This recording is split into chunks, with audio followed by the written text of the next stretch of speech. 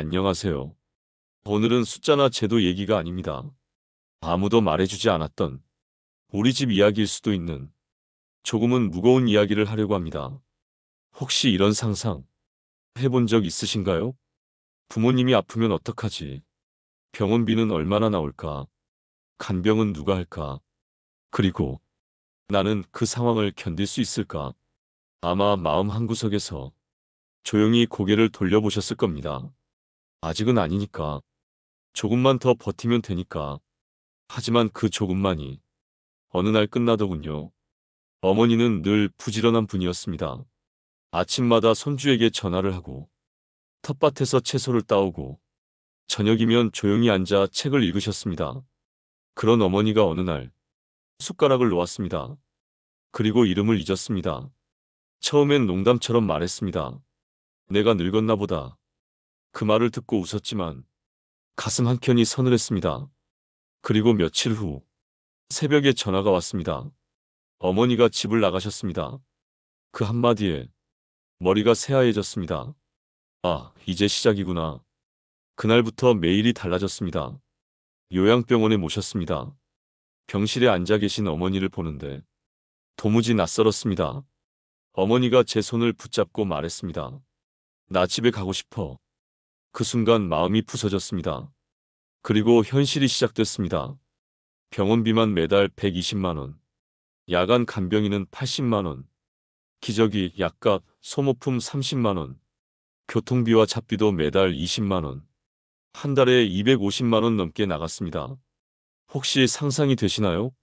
이 금액이 매달 아무 일도 없는데도 그냥 사라지는 겁니다. 그게 다일까요? 아닙니다. 두 달, 세 달만 버티면 될 줄 알았습니다.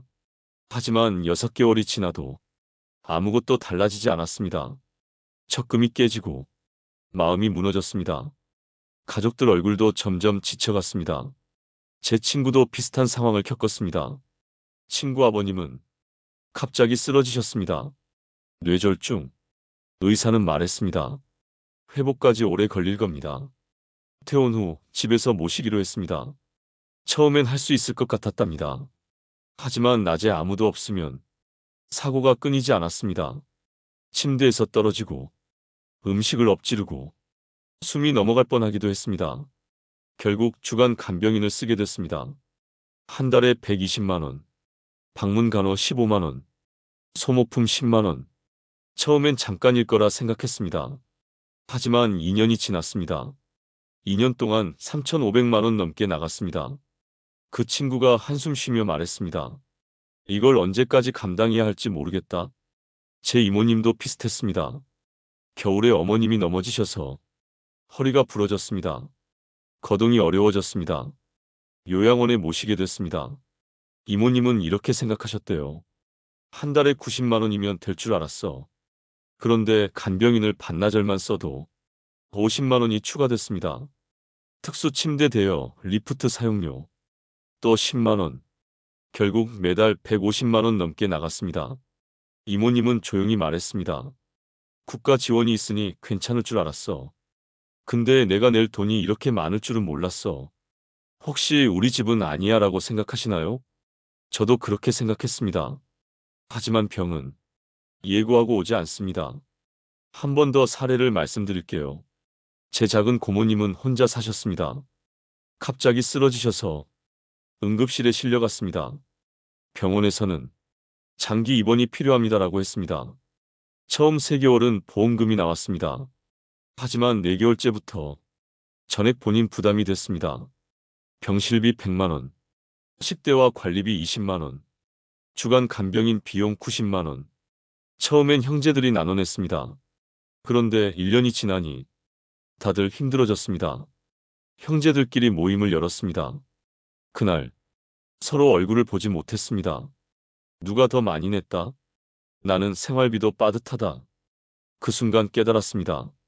간병은 단순히 돈 문제가 아니었습니다. 가족의 관계까지 시험하는 일이라는 걸. 혹시 지금 이 영상을 보시면서 조금 무서워지셨나요? 저는 그랬습니다. 그리고 그 두려움이 저를 준비하게 만들었습니다. 많은 분들이 이렇게 물으십니다. 장기요양보험 있잖아. 그걸로 다 되는 거 아냐? 어느 정도 맞습니다. 하지만 현실은 달랐습니다. 장기 요양 등급 신청에 최소 한 달 이상 걸렸습니다. 등급이 낮으면 지원금도 적었습니다. 등급 45등급이면 간병인 비용 거의 전액 부담입니다. 게다가 이마저도 시설에 따라 적용이 달랐습니다. 간병인은 공단 지원이 안 되는 곳도 많았습니다. 이제 이런 질문 드리고 싶습니다. 당신은 준비되어 있나요?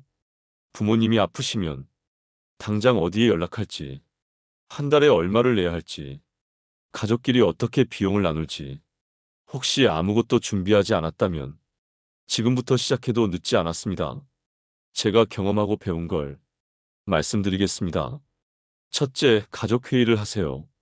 부모님이 건강하실 때 조용히 앉아 이야기하세요. 만약 이런 일이 생기면 어떻게 할까? 둘째, 요양원과 요양병원 정보를 미리 모으세요. 전화해보고, 방문해보고, 시설비와 대기 기간을 기록하세요. 셋째, 장기요양보험과 간병보험을 점검하세요. 조금이라도 준비해두면 마음이 다릅니다. 넷째, 형제간 분담 원칙을 정해두세요. 누가 얼마를 낼지 미리 합의하면 갈등이 줄어듭니다.